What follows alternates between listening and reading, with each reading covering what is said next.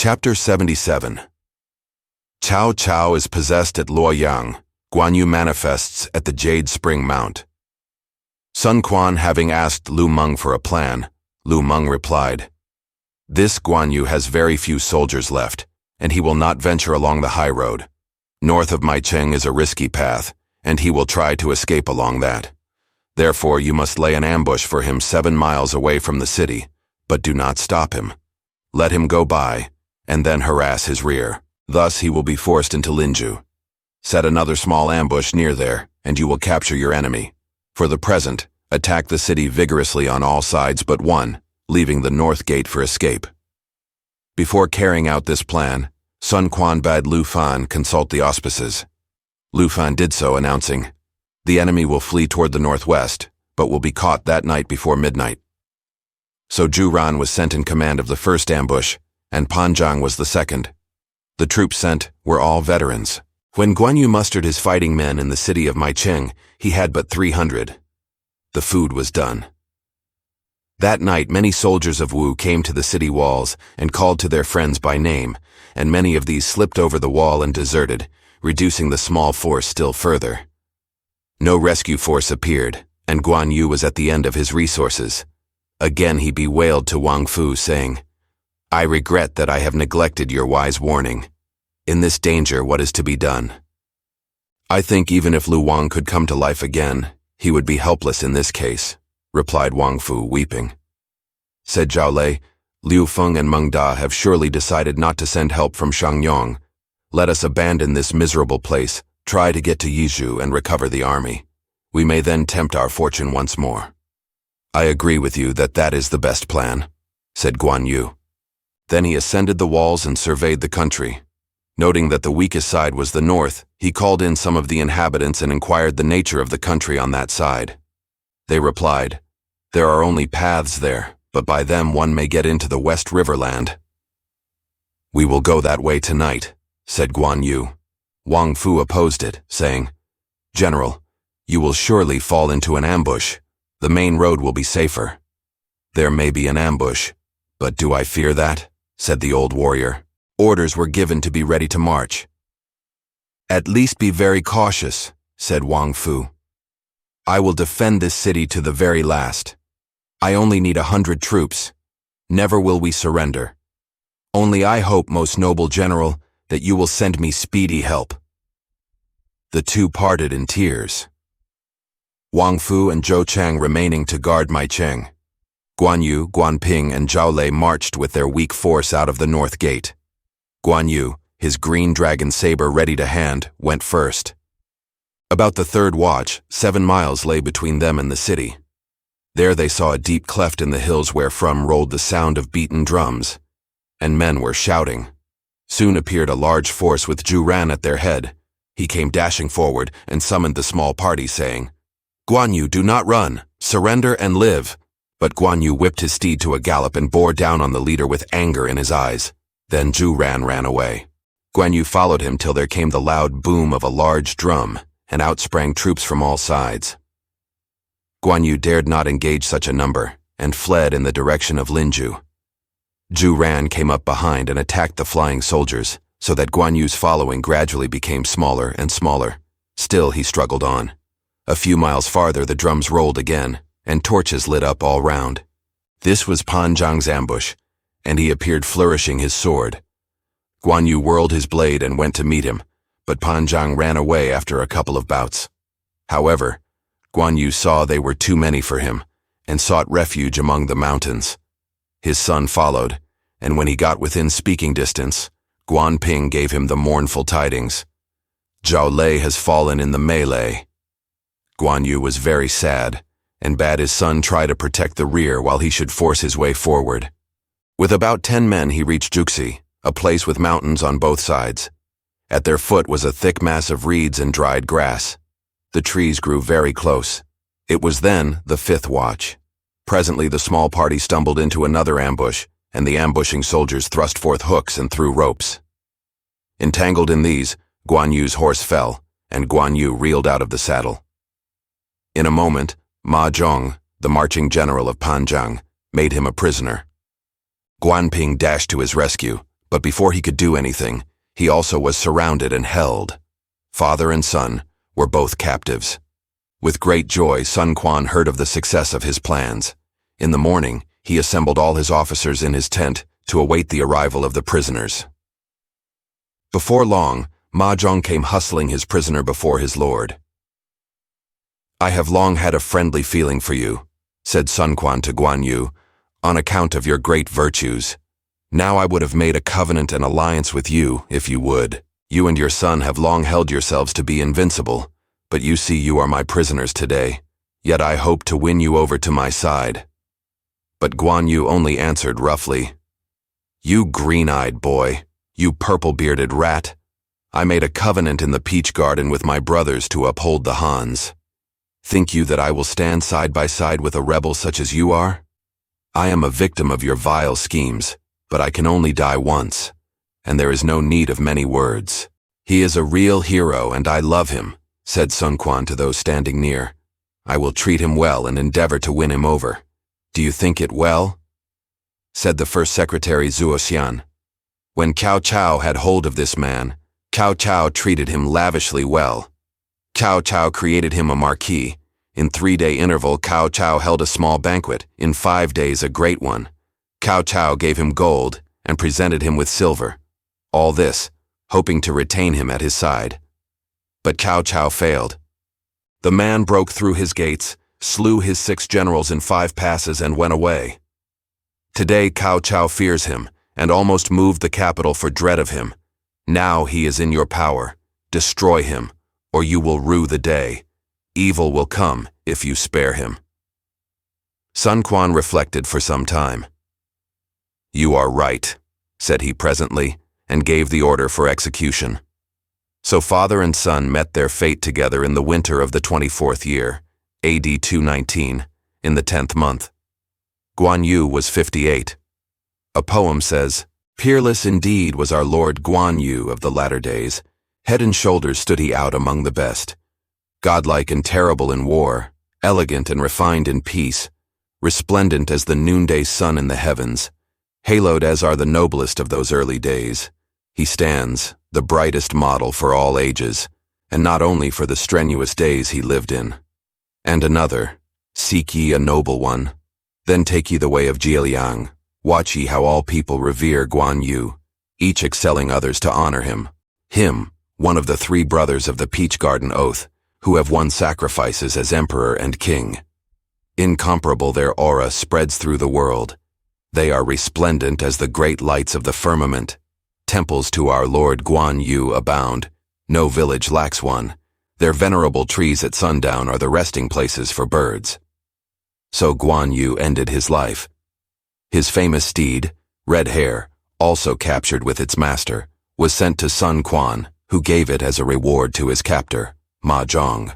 But Red Hair survived its master only a short time. It refused to feed, and soon died. Foreboding of misfortune came to Wang Fu within the city of Maicheng. His bones felt cold, and his flesh crept. He said to his colleague Zhou Qiang, "I have had a terrible dream in which I saw our Lord all dripping with gore. I would question him, but I was overcome with dread. May it augur no evil tidings." Just then the troops of Wu came up to the city wall and displayed the gory heads of the 2, father and son. Wang Fu and Zhou Qiang went up on the wall to see if the dread tokens were real. There was no doubt. Wang Fu, with a despairing cry, threw himself over the wall and perished. Zhou Qiang died by his own hand. Thus Maicheng fell to Wu. The execution of Guan Yu gave Sun Quan undisputed possession of the whole of the Jingzhou region. He rewarded his soldiers and spread a great feast at which Lu Meng was in the seat of honor. Sun Quan made a speech saying, "After long waiting, the desire of my heart has come to me very easily through the magnificent efforts of my friend Lu Meng." Lu Meng bowed and bowed deprecatingly, but Sun Quan continued, "My good Zhou Yu was superior to most humans, and he defeated Cao Cao at the Red Cliffs. Alas, he died too soon. My good Lu Su succeeded him. In his first interview, he inaugurated the general policy of creating a state. That was the first instance of his keen insight. When Cao Cao descended upon my country, and everyone counseled me to yield, he advised me to summon my good Zhou Yu to oppose and smite Cao Cao. That was the second instance of his keen insight. He made only one fault. He advised me to let Liu Bei occupy Jingzhou. Now today, my good Lu Meng has succeeded, and in that, he far surpasses both his predecessors. Then Sun Quan filled a goblet, and in person presented it to the guest of the evening. Lu Meng took the cup, but as he raised it, a sudden change came over him.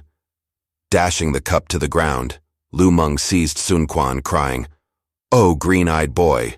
Oh, purple-bearded rat! Do you know me?" Consternation seized the whole assembly, but many rushed to the rescue of their lord, who had been thrown to the floor by the guest he had so lately complimented. Rushing forward over Sun Quan's body, Lu Meng sat himself in the host's seat, his eyebrows staring stiff and his eyes glaring. "After I quelled the yellow scarves, I went hither and thither for 30 years.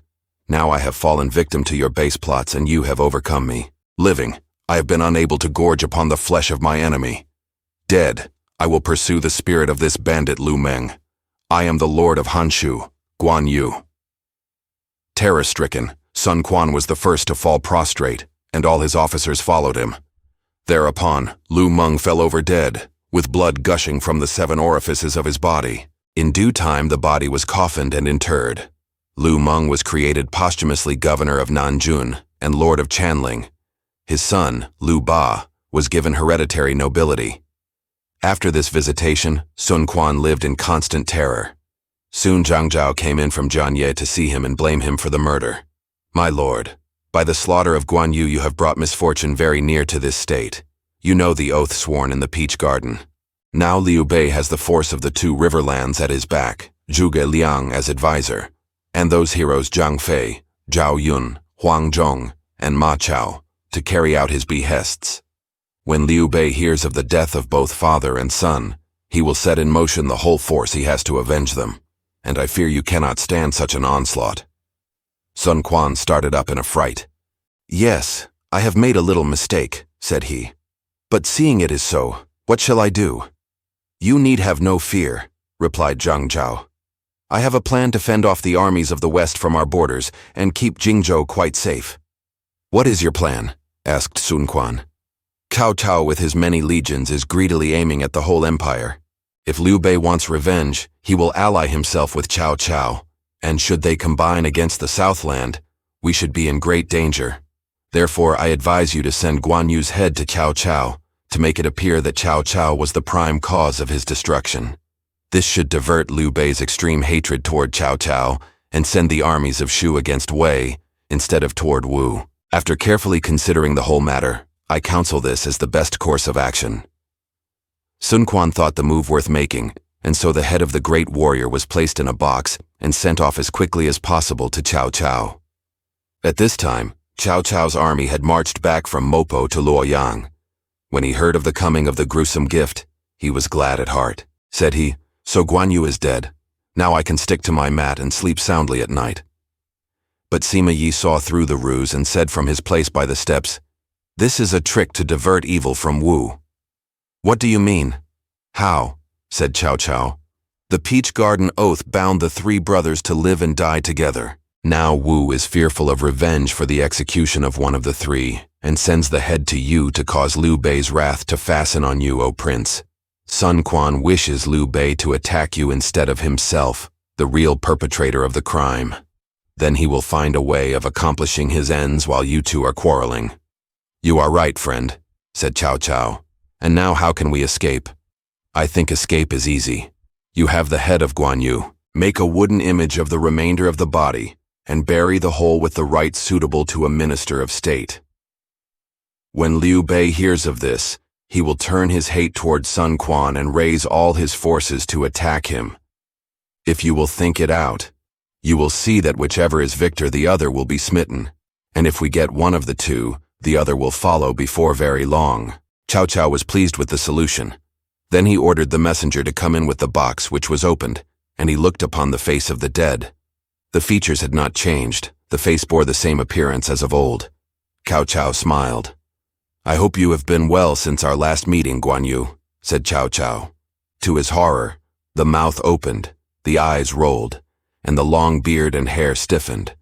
Cao Cao fell to the ground in a swoon. They rushed to him, but it was a long time before he recovered consciousness. "General Guan Yu is indeed a spirit," he said. The messenger who had brought the dead warrior's head told the story of Guan Yu cursing and reviling Sun Quan, and of what had befallen Lu Meng.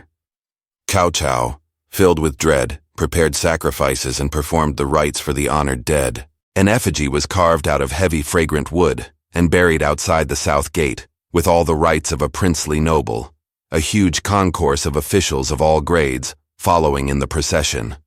At the funeral, Cao Cao himself bowed before the coffin and poured a libation. He also conferred on the dead the posthumous title of Prince of Jingzhou and appointed guardians of the tomb. The messenger was sent back to Wu. Now the spirit of Guan Yu did not dissipate into space, but wandered through the void till it came to a certain spot in Dangyang, on a famous hill known as the Mount of the Jade Spring. There lived a venerable Buddhist priest whose name in the faith was Transverse Peace. He was originally of the State Guardian Temple in the River Sea Pass and abbot of that temple. In the course of roaming about the world, he had reached this place. Entranced with its natural beauty, he had built himself a shelter of boughs and grass where he sat in meditation on the way. He had a novice with him to beg food and to attend to his simple wants. This night, about the third watch, the moon was bright and the air serene. Transverse Peace sat in his usual attitude in the silence of the mountains. Suddenly, he heard a great voice calling in the upper air, "Give back my head! Give back my head!" Gazing upward, Transverse Peace saw the shape of a man mounted on a red horse. In the hand was a shining blade, like unto the green dragon saber. 2 military figures were with him, one on either side. He on the left had a white face. He on the right was swarthy of countenance with a curly beard, and they followed the figure with the shining blade. They floated along on a cloud which came to rest on the summit of the mountain. The recluse recognized the figure as that of Guan Yu, so with his yak's tail flagellum, he smote the lintel of his hut and cried, "Where is Guan Yu?" The spirit understood, and the figure dismounted, glided down, and came to rest at the door of the hut. Interlacing its fingers, it stood in a reverential attitude and said, "Who is my teacher, and what is his name in the faith?" "In the State Guardian Temple in River Sea Pass I once saw you, O noble sir, and I was not likely to forget your face," replied the priest. "I am deeply grateful for the help you gave me. Misfortune has befallen me, and I have ceased to live. I would seek the pure instruction and beg you to indicate the obscure way. Let us not discuss former wrongdoings nor present correct actions. Later events are the inevitable result of former causes. I know that Lu Meng has injured you. You call aloud for the return of your head. But who will also return the heads of your several victims, Yan Liang, Wen Chou, and the commanders of the 5 passes?" Thereupon Guan Yu seemed suddenly to comprehend, bowed in token of assent, and disappeared. After this appearance to the recluse, his spirit wandered hither and thither about the mountain, manifesting its sacred character and guarding the people. Impressed by his virtue, the inhabitants built a temple on the Mount of the Jade Spring, wherein they sacrificed at the 4 seasons. In later days, one wrote a couplet for the temple, the first member reading, "Ruddy-faced, reflecting the honest heart within, outriding the wind on the red hare steed, mindful of the Red Emperor. In the light of clear lamp, reading the histories, resting on the green dragon saber curved as the young moon, heart pure as the azure heaven." Meanwhile in Shu, having conquered East Riverland, the Prince of Hanzhong returned to his capital Chengdu. Fa Zheng memorialized, saying, "O Prince, thy consorts has passed away, and the Lady Sun has returned to her maiden home, perhaps never to come again. Human relations should not be set at naught, wherefore another consort should be sought, so that all things may be correctly ordered within the palace." The prince having signified his acceptance of the principle, Fa Zheng continued, "There is the sister of Wu Yi, comely and good, and declared by the physiognomist as destined to high honor. She was betrothed to Liu Mao, son of Liu Yan, but he died in youth, and she has remained unwedded. Take her as a wife. It is incompatible with propriety. Liu Mao and I are of the same ancestry. As to the degree of relationship, would it differ from the marriage between Duke Wen of Jin and Lady Huai Ying?"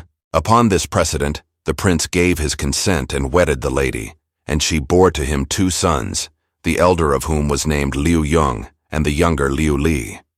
Meanwhile, the whole land of Shu was prospering, the people were tranquil, and the state was becoming wealthy. The fields in both riverlands yielded bountiful harvests. Suddenly there came one who told of the attempt of Sun Quan to ally himself with Guan Yu by marriage, and the indignant rejection of the proposal. "Jingzhou is in danger," said Zhuge Liang. "Recall and replace Guan Yu."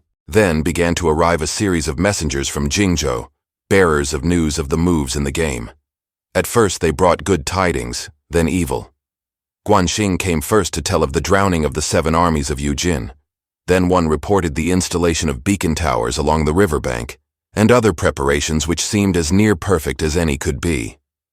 And Liu Bei's anxiety ceased. But evil tidings were on the way.